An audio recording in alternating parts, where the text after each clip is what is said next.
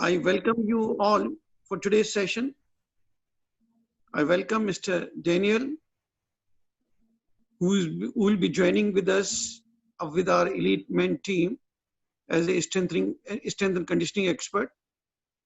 So he has agreed to take the class today. So I welcome him for the class. I welcome Mr. Santiago Niva, Mr. T.L. Gupta, and Mr. Khimanand Belwal, and all other people associated now, and all the coaches and participants who are here. I welcome you all. And now I request Mr. T.L. Gupta to start. Good evening, sir. Good evening, Mr. Dan. Hi. Today, Mr. Dan will take the lecture on strength and conditioning, and I call Mr. Santiago to welcome him. Thank you, sir. Yeah, okay. So let's get going, Dan. All yours. Okay. I think we can get started. Everyone should be muted. Great. Okay. Hi, everyone. Yeah. My name's Dan. You will notice I have a very strong Scottish accent, so I'm going to try my best to be as clear as possible. However, if there's anything that you do not understand or you miss, then please get in contact with me with questions, or you can contact me afterwards. No problem. Okay? I will try my best to be as clear as possible. Okay. So thanks guys for getting me on today to talk about two things I'm very passionate about: strength and conditioning and boxing. Strength and conditioning for boxing is a very broad area. Okay, so it's a huge topic, and that's why we have two parts to this. Today I will be presenting on the how and the why, or the why and the how. Next week, Santiago will be presenting on the what, and he will be giving a little bit of an insight into what happens at the national setup and the program. Okay, so yeah, okay, so like I said, I will be presenting on the why and the how. So I will be talking about the purpose of boxing, of S&C in boxing, and I'll also be talking about the process behind the why. Okay, so just to start off with, I want to just go over my philosophy. Okay, my philosophy in strength and conditioning. Now, you will see a couple of points here. So first of all, adaptation driven. So this is one of my philosophies. So everything that I do in the program and we do in the program is adaptation driven. So there's always a why. Okay, nothing's just made up for the sake of it. Everything has a reason. Okay. The second point is consistency is key. Okay, now this is another very important one, because we have to stay consistent to understand what works. Okay, we need variety in program, of course.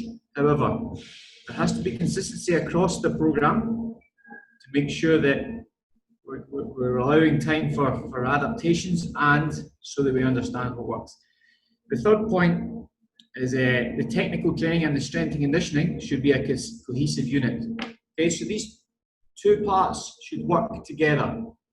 Okay, they don't work separately. Okay, there has to be a joining. So strength and conditioning is there to support the technical training. So it has to be cohesive. Okay, and then the fourth point, it's a very important point, is keep it simple and master the basics. Okay?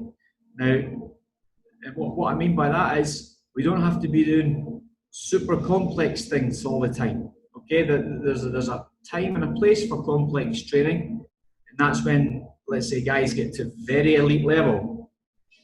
But at the end of the day, we want to keep it simple and master the basics. Okay, so let me move on to the purpose of S&C in boxing. So I should have a video here, and it's just going to display some of the reasons that S&C can impact boxing. Okay, so there's a couple of clips. I just want you to watch this. A couple of great fights. Domination by Pacquiao. Okay, you should see this. Pacquiao versus Marquez. Another good right hand by Pacquiao.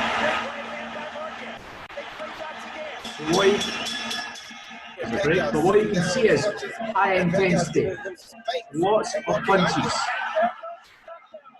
also multiple knockouts.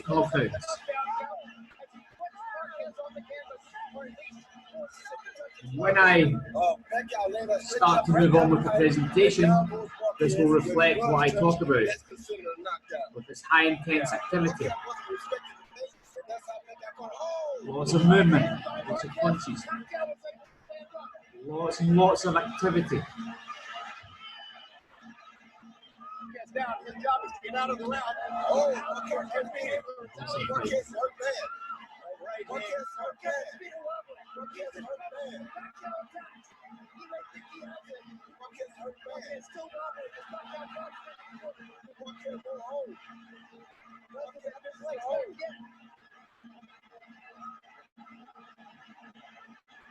Marquez still walking under his nose. These are big shots Pacquiao's been landing early. There's another one there. The blood of stay behind. Marquez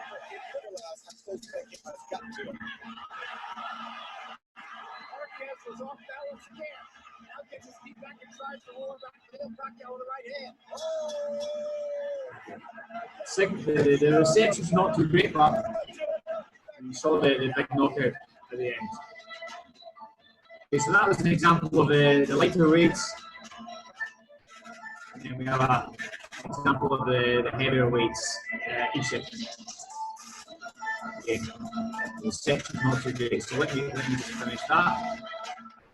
But it's just to give you an insight into the two different weight classes and the high intense activity at both levels. So this is the overarching strategy, okay, that we have. Now, as you can see, developing biomotor qualities to support the technical execution of a boxer competing at the highest level. What I mean by biomotor qualities is strength, endurance, coordination, speed, power. Okay, this is what I'm talking about when I say biomotor. Now, underneath that, we can see contribute to ensuring the boxer is physically able to maximize their time, training, and competition. Okay, so the things that S&C do, we want to support that boxer's development to ensure that they can train and compete all the time. Okay, so there's no injuries, they're fully fit. On top of that, we're there to help develop, give the boxer the ability to repeatedly produce the high intense explosive actions, just like we saw Pacquiao and Marquez doing within the fight. They can do that for every round. Okay, so we want to develop the boxer to have that ability. Another important one is developing the boxer's energy systems as a whole, so they're able to recover between rounds, bouts, and regular training. We know that at some of the big tournaments, the boxers will have multiple fights over different days. So they need to be able to compete at the highest level each time. Okay? Don't want them to have one great fight and then they're tired for the next. We want them to be full for everyone.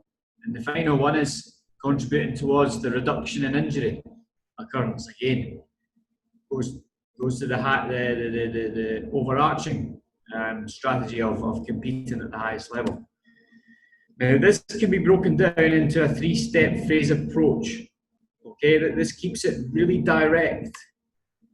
The three phases are energetics, force generation, and force transmission. Okay, now to simplify that even down, is fitness, strength, joint stability, and mobility. Okay, we have these three things. We're going to be a better opportunity with the boxer. Now, this part is the literature review. So when with each sport, what the strength and conditioning team will do is, and the sports science team will do is, we'll look at the literature to see what information we can get. Now, it's important to note there's not a great deal on boxing. We have literature, but there's not a great deal, especially on the elite boxers. Okay, it's generally the same across most sports. You won't get a lot of literature on these top athletes. Okay, so the information that we get, we just have to look at these numbers as benchmarks and these give us an idea of where these different boxers are at different with different characteristics and attributes. So this is what we can find on the males and females. Of course, females is a little bit less research due to the sport becoming a little. It's obviously newer, and the males has been around for longer. But as I say, these numbers we can take, and we can work off these, and it gives us a benchmark of where they're at. But another important thing to notice that not all data is published. Okay, and therefore it's important to note that boxing coaches, specifically in sports science, will have unpublished data, which can provide very useful insight. Okay, now I know for a fact that Santiago has years and years of information from the different boxers that he's worked with. Okay, so then he has an idea of where these boxers have to be. He knows how they perform, and he can use that information. Okay, it's not all the information is published, so we have to remember that. Okay, now let me just move on to the performance profile. So we looked at the physical side of it within the strength power characteristics. Now this is moving on to more of what happens in a bout. Okay, now I have to emphasize again, this is just a snapshot of a study that was done to give us an idea of the different contributions. Okay, now this will of course change because boxers will have different strategies and different styles. So there may be more contribution from different energy systems depending on each boxer. However, this gives us an idea of the different contributions. Okay, so we know from this study that there was a 77% aerobic contribution, 4% anaerobic glycolysis, and 19% phosphocreatine. Now, to explain that further, you might already know this, but your aerobic system is your most generous system. Okay, that's the one that continues to go all the time. Okay, we always have aerobic. We always use our aerobic engine, aerobic energy system. You can think of your anaerobic glycolysis in running terms as your kind of 400, 800 meter runner, and then your phosphocreatine is your instant, high speed, high force energy system. Okay, this is the one that we use when we're going into attack, into a high intense combinations. Okay, that's when we're starting to use that energy system, and our aerobic system is key to resynthesize and allow us to keep using that phosphocreatine system when we need to. Okay, so that's why our aerobic system is very important. Also to note the energetic requirements at 90% heart rate. Okay, so during sparring and competition, we know this. There's literature on it, but we know this anyway. When we're looking at the boxers, they are practicing at a very high intensity. Okay, way above 90%. Now, what does that mean? We need to make sure the training that we're doing is focusing on that aspect. Okay, as well as other things, of course, but we have to make sure we're focusing on that. We can't just be doing, let's say, aerobic work and not touching on the high intense threshold work. Okay, and then obviously there was another study done on English boxers. This was elite English boxers that looked at the lactate values across 3 rounds of international sparring, and on the last round, the lactate values were up at 14.8 millimole. Now that's high, so that shows that there's a lot of lactate going through the body of the boxer at that point. So that means as well, we have to make sure our training is focused around building up that threshold and allowing the boxer to push that further. So when they reach these lactates, they're okay. They can synthesize and they can keep going at these levels. Okay, and ultimately we need to maximize aerobic capacity and anaerobic endurance to resist fatigue during a boxing competition. This will set the upper limit in performance. Now, another video of Amit Pangal is just to demonstrate again the different energy systems. You see him moving in and out, in for attack, back out. So you can see that if you think about the phosphocreatine system, when he's going in to throw all these combinations, and then when he's coming back out, that's when his body's starting to kind of replenish what it can within that time. And then, of course, in the 1 minute breaks, that's when the aerobic system is really kicking in to try and recover.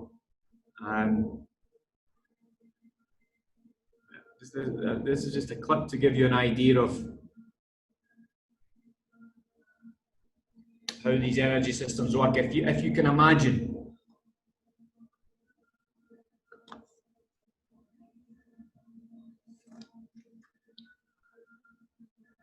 Okay, great.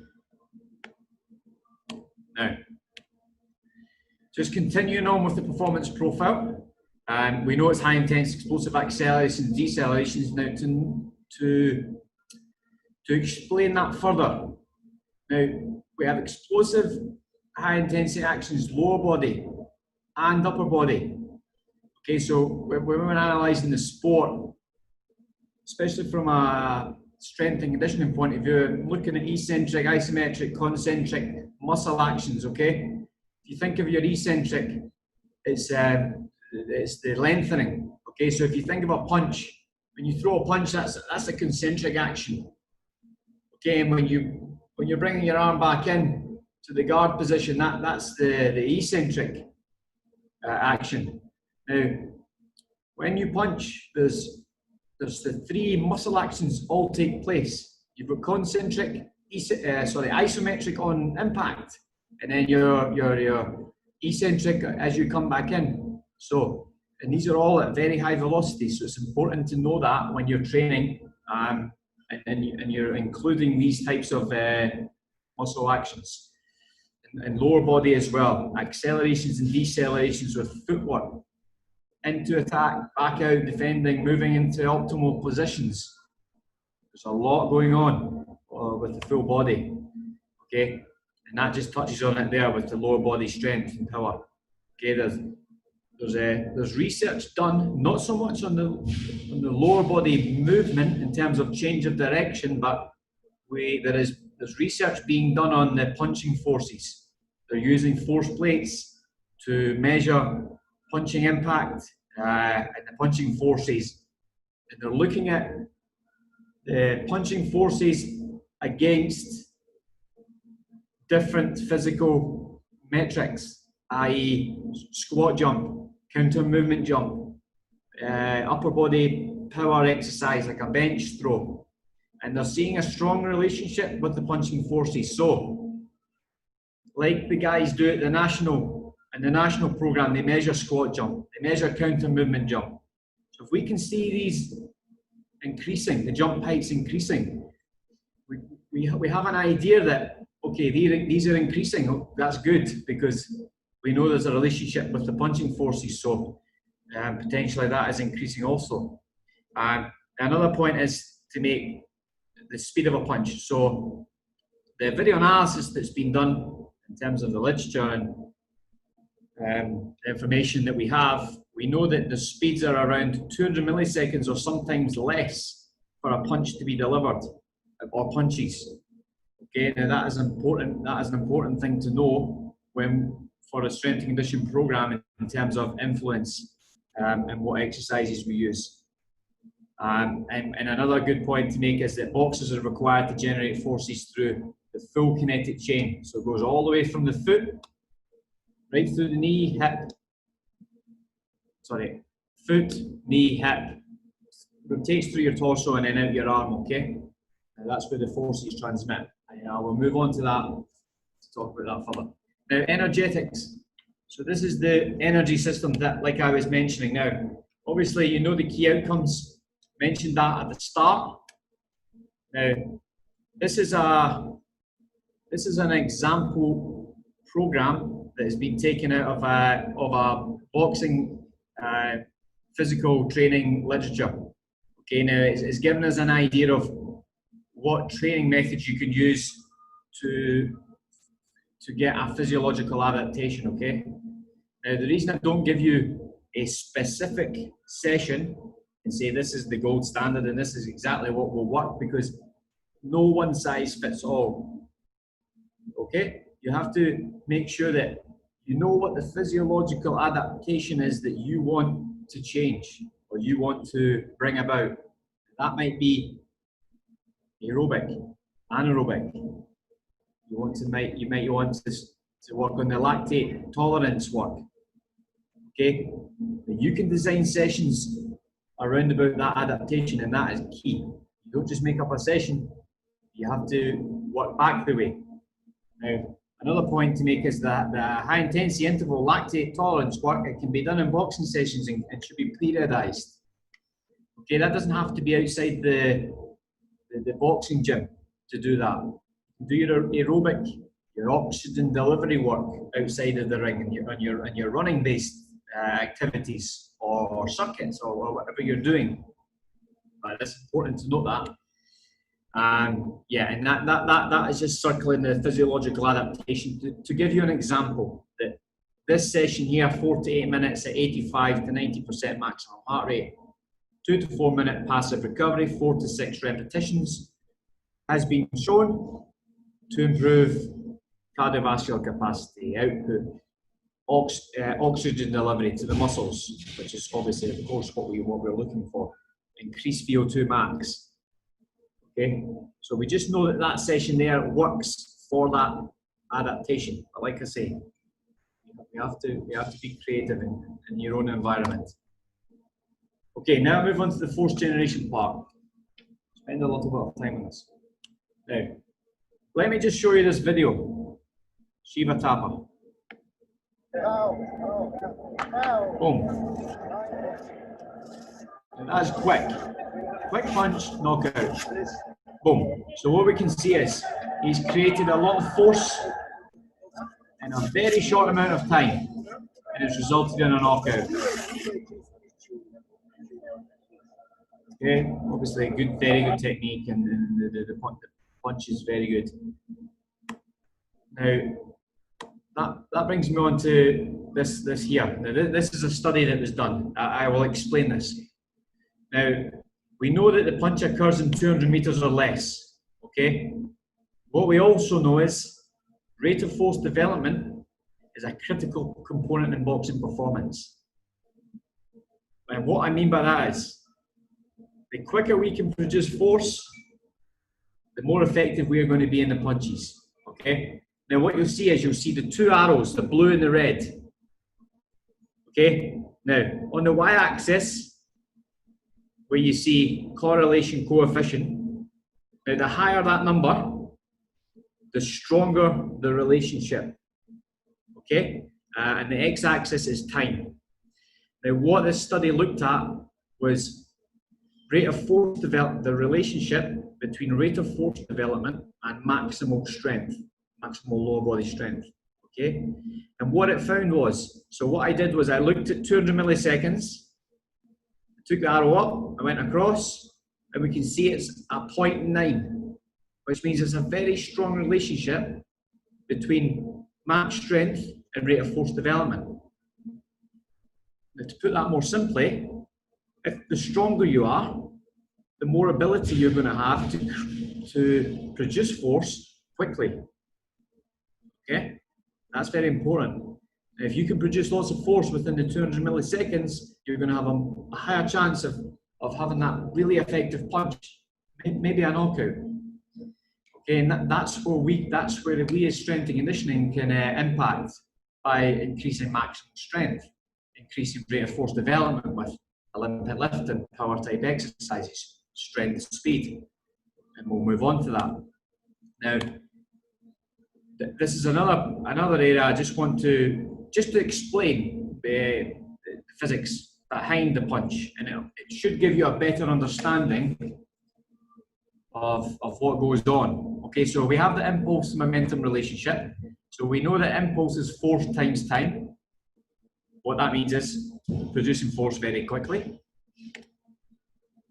And this can be improved by increasing hand speed, strength, the skill, the boxing technical skill, and there's other things as well. So we know that if we're strong and we produce it quick, that increases momentum. Okay, that has an inverse relationship. Momentum is mass times velocity. That's moving mass quickly. That's what that means. And this can be improved by increasing mass. Okay. So if we look at these two areas, impulse and momentum, we have a slight issue with the momentum side because boxing is obviously a weight category sport, and we can't be increasing lots of mass because otherwise we're coming out of our weight class. It's okay at the super heavyweight because we're not as restricted, so there's an area for maybe to increase mass there. However, at the lower weight categories, it's not really an option. So we have to then focus on this side of the impulse momentum relationship. Okay, so if we can increase force, we know from that previous slide, if we increase force, we have a higher chance of producing that force quickly, which will increase momentum, which will increase impulse, which will increase momentum of the punch. Okay, and that's what we're trying to do, and that's what we can do. And this is a really good quote that I picked up. Transfer of the fundamental strength qualities into a sport-specific physical performance is critical in the realization of the training process. And what that means is, what we do in training, what we do in S&C, we have to have the highest chance of realization in the sport when you're in the ring. Okay, and that comes back to the adaptation as well. So we know the areas that we can affect. Okay, so the program has to influence that to get the best outcome. Okay, methodologies to improve this. Now, obviously, next week, Santiago is going to go into more of the example exercises and things, okay? So I'm not really going to touch on the exercises too much. Santiago will go into some examples that they use. I want to show you this video. It's one of the boxers squatting. Now, to put it in perspective, he's squatting 115 kilograms for 2 reps at 54 kilograms body weight. Okay, now it's a squat, it's a dynamic movement, it's multi-joint. Okay, he goes through full range, and it gives him a relative value of 2.2 times body weight, 220 times body weight. Okay.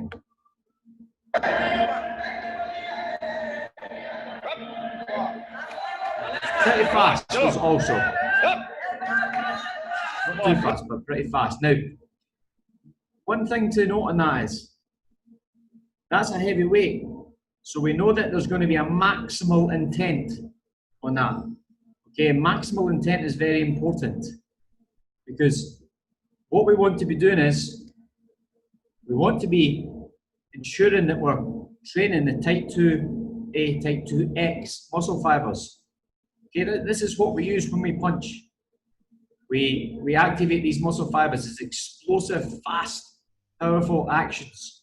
That's the type that we need to be training in. When we're lifting these heavy weights, we have to use these muscle fibers, otherwise we're not going to be able to complete the exercise, especially when it's at that weight. Okay, I don't want to digress too much, but there's myths on weight training makes you slow and things like that.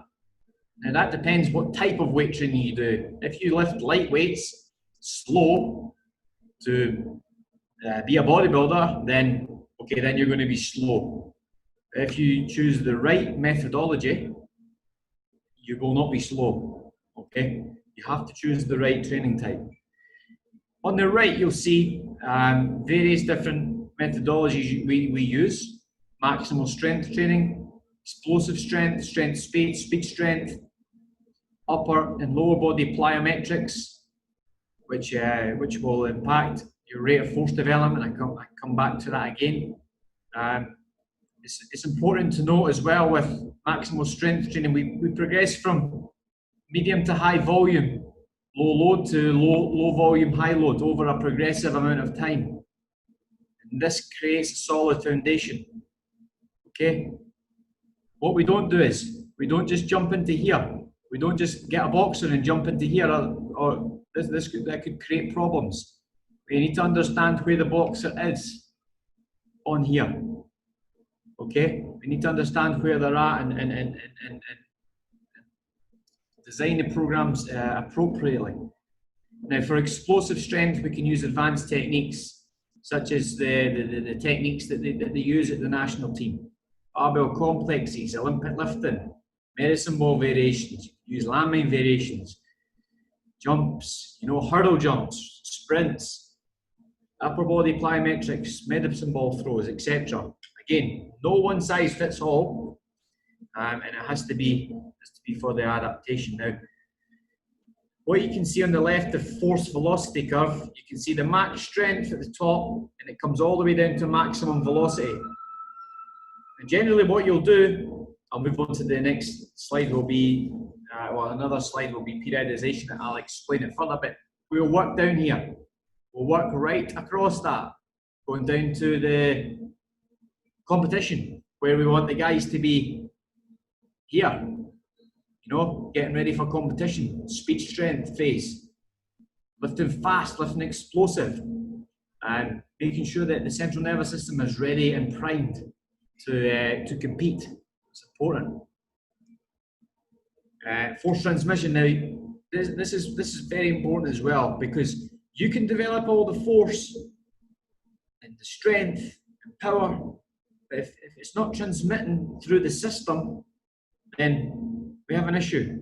So this is a really good picture actually of Ahmed and throwing a backhand. You see, it's going right through the system, that punch. I don't know how effective that punch was. I didn't actually see it, but the position you see is going all the way through the system, right from the foot, right through the arm. Okay, this is what we see now. Like what we said before, force is produced through the kinetic chain. It goes right from the foot to the fist, sequentially through the system.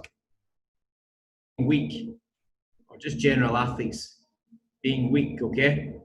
And that's why, that's where doing the correct exercises or a variety of exercises can enhance that.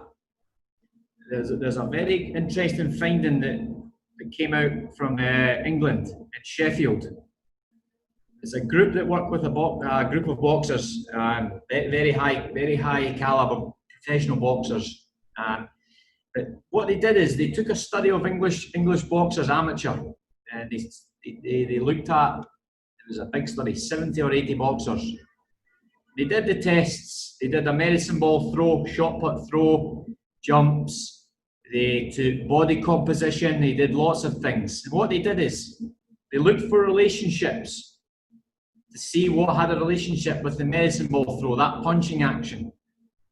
And actually what they found was relative lean core trunk mass from the body comp was had a high relationship with the medicine ball throw.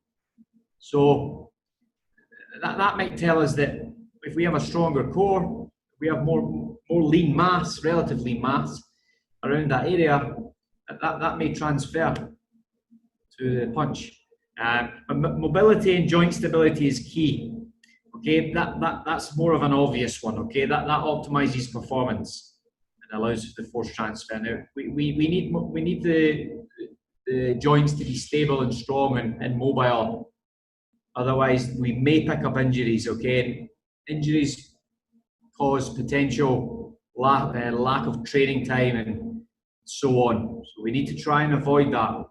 And that can be avoided with a structured training program. Okay? It doesn't have to be all the fancy stuff. It doesn't have to be that. It has to be a structured training program will cover that base.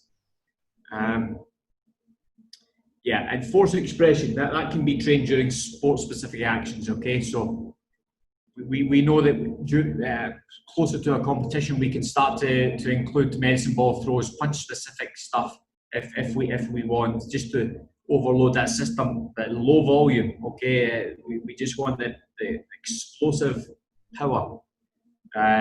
We're looking to, as I said before, we're looking to train the type 2X fibers. Okay, if we start doing too many repetitions, that system's going to shut down, and we're going to be training the slow twitch muscle fibers, and we don't want that. Now, this next slide, I don't expect you to read all this. It's a lot of information, but it just gives you an outline of the process that we go through within the S&C department. Okay, so we know what the targets are, we know what the outcomes are. So we look at adaptations. What's the different training applications we can use, and the testing to give us an idea of where the boxers are at. I'll move on to the testing. So that's just extracted from the KPI point. Okay, so we have various tests to monitor where the boxers are at. Okay, this gives us an idea of what their strengths or weaknesses are. Okay. Once we have this information, we can then address that within a program. Okay, you have example tests there: squat, bench press, pull up, power clean, max chin ups, push ups, dips, brutal bench, etc. Okay. Now, when we've got that information, we have the strengths, we have the weaknesses. It's important that we continue to work on the strengths to make these super strengths. I got this from the guy that works at the GB. Okay, this is not a secret. The strength and conditioning coach from the GB, he mentioned this, and it was very interesting that when they do their testing, they see strengths and weaknesses, and some of the time people will say, okay, he's very good at that, let's just work on the weakness. But they say, no, well, he's very good at that, let's keep doing that, and maybe make that a super strength at the same time, increasing that weakness and working on that also. So it's important to remember that now. Testing can be assessed at specific time points during a training plan or within training blocks, or both. What I mean by that is we can have specific testing points through a training plan, a yearly training plan. Let's say we do it 3 times. For a full battery of tests. Or what we can do is we can do it within training blocks. So we maybe have a 4-week training block. During that training block, we'll have a heavy or a very heavy phase or week. Excuse me. We can take what the boxer achieves during that week, and we can extrapolate that to give us an idea of what the 1RM strength level is of a 3 rep max squat. Okay, so it's important to note that, so you can look at the progress over time. I've already mentioned that, the strengths and weaknesses, and this will direct future programming. The tests have to relate to the sport, of course, and the requirements of the athlete. So we don't just pick tests for test's sake. Each thing has a reason, like I've explained. And monitoring strategies can be used to ensure that the program's going to plan. And like I say, if need be, you can take and adapt. You can use the principle of adaptation, of adaptability. Okay, and then the plans are there, but they can be changed at times. Now, I think a really good monitoring strategy is a subjective one of the coach. Okay, you know, the you boxing coaches are working with these athletes the most, so you know them. Okay, so you know that each day when you see them, If there's maybe something wrong, you probably know, and maybe you adapt, maybe you don't. But that's a good monitoring strategy that can be used. You don't have to collect lots and lots of data. It can be subjective with the eye. Now let me just move on to periodization. Okay, I'm just going to touch on this just to give you an idea. Now, periodization may be defined as a training plan whereby peak performance is brought about through potentiation of biomotors and the management of fatigue and accommodation. Okay, there's many periodization definitions. Okay, but basically what we're saying is we're trying to train something, let's say strength and power, to then peak the athlete when they go to the major tournaments. And we're doing that by managing fatigue. Okay, you don't want the athlete going into the competition with fatigue. You're managing that through the plan, rest, recovery, etc. This just gives you an example. So this is just an example. This is not from a plan. It's just gives you an idea of what it looks like. So there was a world champion. We know there's a world championships in, let's say, January. Just for an example, we can work back from that. Okay, we can work back from that, and we can say, okay, we need to work on this all the way up to that taper on phase 4. Okay, we can work from extensive work, longer duration, to more intensive, shorter duration, fast, speed, power work. Okay, it's just important to reverse engineer. Now I know that not everyone's going to have that. Not everyone's going to have that plan. Okay, or that competition there that they know. Okay, we're working towards that. But then you've got to have a strategy in place where you're working on different areas, so that when a competition comes up, you're almost ready. The UFC do a very good job of that. Actually, the UFC have came up with a good strategy where they go from general preparation and they go to specific preparation, and they keep switching because competitions will come up very quick. Okay, it's a different environment, but it's an example that what they do is they do that, and then when they know a competition's coming up, they go straight into the fight camp. Or it's a good way of doing it if you don't have these targets. Key thing to remember is peak performance can only be maintained for 2 to 3 weeks. Okay, so don't peak. You don't want to peak the athlete too early. That's kind of obvious, but sometimes that can be missed. The athletes peak too early. Okay, so that's it's important to remember that. Key points regarding periodization. In the beginning, keep it simple. Do not overcomplicate. And what I mean by this is, when we're working with development, your younger athletes, and when they get to a stage, you can introduce periodization, okay? But what you want to do is you want to keep that simple. Don't be complicating it. Just you want to work on certain qualities and develop that over time. There is no rush with that. Choose the right periodization strategy for your specific situation. It's quite obvious with your sports calendar, age and stage. Plans can change. Obviously, principle of adaptability is important. And ultimately, you're planning to have your athletes peak at the major tournaments, and that's what matters. Okay, key take-home messages. Now, the realization of the strength and power qualities that have been developed, then utilised in a sports-specific physical performance competition is key. Okay, that's what we want. We want everything that's been developed and worked on to. You want that to have a reason. Okay, so you want that to carry over or transfer. Okay, strength and conditioning is there to support and enhance the boxer's overall development, allow them to physically excel in their sport, and this works hand in this support will work with the head coach's guidance on what they want and what they require. Okay, strength and conditioning comes in to support that. Okay, and then working as an integrated team with all the disciplines is important to allow for a seamless, holistic program to be placed around the athlete. Working in silo can be a little bit of an issue.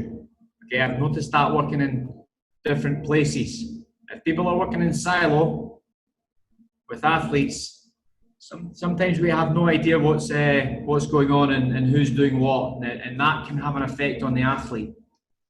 So we have to be working together around the athlete. It has to be athlete-centered. Okay, thank you. Any questions? Sorry, Mr. Dan Jefferson is a well-known name in the field of sports, especially in boxing.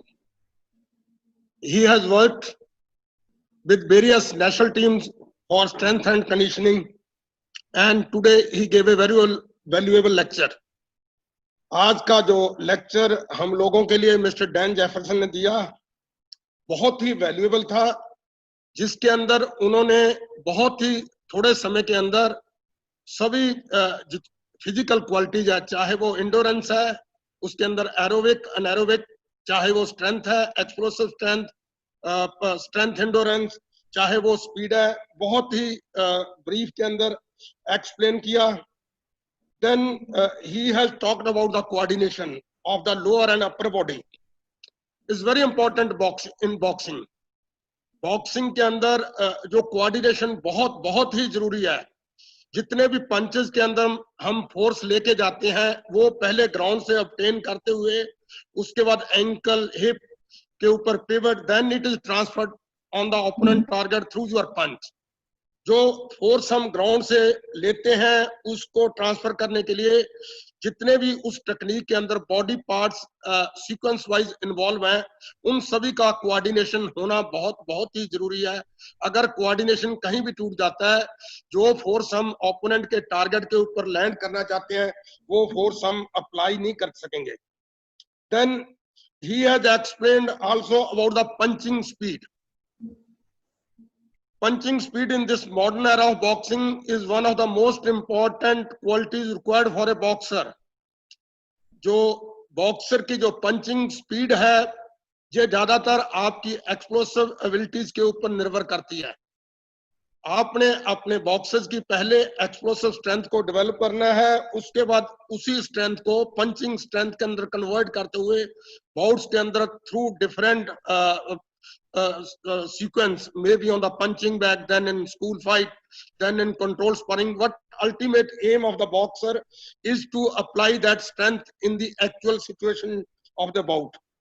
दूसरा इन्होंने जो बताया, जितना physical fitness का level आपका ज्यादा होगा उतना ही आप ज्यादा ट्रेनिंग लोड भी ले सकते हैं और इंजरी के बहुत कम चांसेस होते हैं ट्रेनिंग के दौरान और कंपटीशन के दौरान.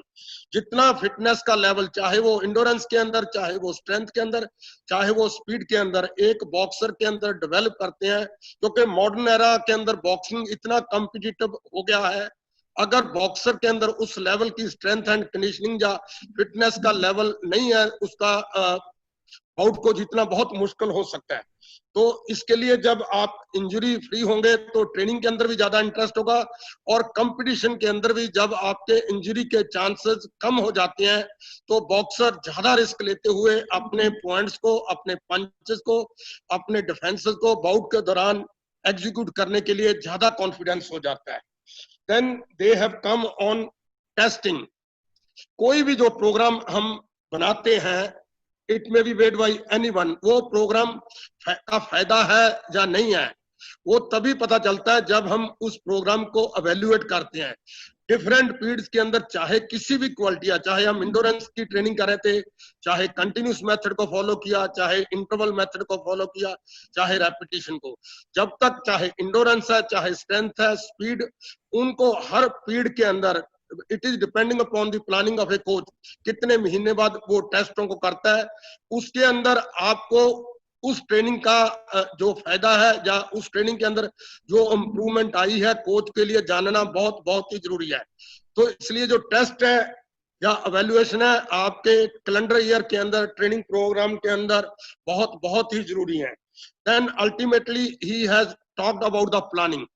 Planning is one of the most important parameters for a coach, जिसके अंदर शुरू के अंदर वो ट्रेनिंग शुरू करके कैसे हाई वॉल्यूम से लेके अडॉप्ट करते करते एक मेन कंपटीशन के अंदर उसने अपने बॉक्सर को पीक के ऊपर लेके आना है. It is depending upon the coaches and their strategy how they wanted. हर एक कोच के अपने अपने उसके अंदर मेथड अलग हैं, कैसे कैसे उसके ऊपर लेके जाते हैं. But most of the coaches they don't declare these aspects. जितने भी नेशनल कोचेज हैं वो अपनी किस स्ट्रेटजी के ऊपर अपनी टीम के लिए वर्क करते हैं, they wanted to keep it secret. Thank you very much. But I have one question, Mr. Jefferson. Thank you. Thank you. Sorry. Can you provide us the data about the English boxers which you are having about the medicine ball and shot put throws? Sorry? Can you provide us the data which you have talked about the English boxers, about the throws with medicine ball, weight of the medicine ball and the shot put, and what are the throws with the left hand or right hand on the boxing stance? Yes, I will have to ask. I will have to ask. No, because if we get the data, then we get the concept and we can compare, as you have told about the test.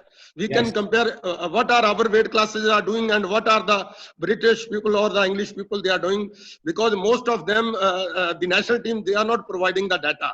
If please, if you have, then definitely I hope and I wish you will provide us that data. I will try. I will try. Okay, thank you so much. Thank you so much. They don't want to. They like secrets. Huh? We have some questions. Have you seen some questions, Dan? There's a lot of questions in the chat. I don't know which one to go for. No, you take those you feel relevant, because sometimes questions come up which doesn't have too much to do with the subject. Okay. Okay, I'll go ahead. Okay, let's see. Which muscle develop? So, question from Puskar Raj Pant. Which muscle developed the power in his punch, and what types of exercise increase such power? Which muscle developed the power? So there's a variety of muscles that will be involved with creating power in a punch. So from the legs, you've got the quadriceps, the calves, the core, the core area, the arms, the shoulders. Okay, it's right through the full body. Okay, it's not a specific muscle. That's a good point, actually, that we do not train isolated muscles when we're training for these different physical qualities. Okay, we don't do that. We don't go in the gym and go in the leg curl machine or the chest press machine. Okay, that's not the. Understand that some people might have that might be the only option, but you have to be careful on the types of exercises you do. But we can use a variety of exercises that fit with that specific athlete. You cannot say one specific exercise. I could not say, okay, snatch, because someone may not be able to do snatch. Okay, we know that it creates a lot of power and it's a good exercise, but it has to fit the specific athlete. Okay, so okay, hopefully that answers. Here's a question from Pawan Singh. How to target and build a good ATP PCR system in boxers? Again, you have to look at that adaptation. Okay, so we know that the phosphocreatine, the immediate, fast, explosive work. You have a look. You need to build around that adaptation. So that, for example, is going to be around about 10 seconds of work. Now that could be running, that could be battle ropes, that could be, I don't know, medicine ball slams. Okay, and then you're taking more rest to recover that system, and then you're repeating and going again, again, and again, again. And what that'll do is that will develop that system. Okay, hopefully that answers your question. Like I say, please get in touch afterwards if you do not understand. Okay, sir, Vijmendra Kumar. Sir, you showed an example of a conditioning program by Roddick and colleagues 2016. Yeah, that's correct. And that article was on professional boxers. And that the needs of fighting for 12 rounds and 3 rounds, is it the same? And are the principles of planning in professional Olympic boxing the same? No, they're not, because there's a higher demand in energy systems for 3 rounds than there is in 12. So you have to make sure that you design your sessions appropriately for that. That slide was just an example of a training session that was to adapt a specific adaptation like aerobic capacity. Okay, now you can use that. You can use that specific example training type to improve aerobic capacity, because we need that. But the faster work is going to be more in amateur boxing, because it's over a shorter amount of time. Sorry guys, I'm not going to get through all these questions, I'm afraid, but do you have a preferred model of periodization for the boxing environment, looking at the benchmark competition and nature of the sport? From Ibrahim. The periodization model has to fit with the boxing plan. Okay, once you have the boxing plan and you know what the level of athlete is, you can work your periodization program with that. Now, with junior athletes, development athletes, a traditional linear periodization model is going to work best to develop the athlete over time. With an elite athlete, probably you're looking at a block method. Okay, where we're working certain qualities within certain blocks. But again, it can vary. It's very dependent. Okay, some good questions here, guys. Vijmendra Kumar said, post-activation potentiation has now been increasingly used for exciting the neuromuscular system before short-term power and speed performance. Paul Comfort also showed the use of complex training in boxing. What is your opinion about using post-activation potentiation for boxing performance? Yes, my opinion is good. My opinion is, I would say, is correct, and it does have an impact.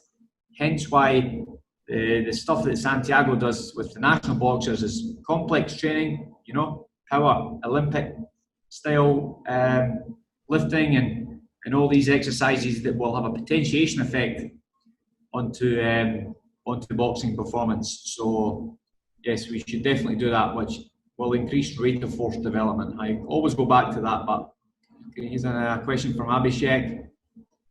When a boxer is executing a rear arm punch and trying to involve the kinetic chain but not rotation the ankle of the rear leg and the force affecting knee, will the boxer be able to produce enough force? If yes, then how?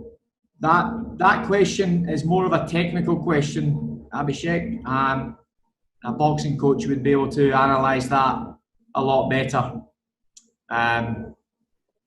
So yeah, basically to answer your question, we're trying to increase the ground reaction force to produce the force through the system. Now, different boxers will have different techniques, styles.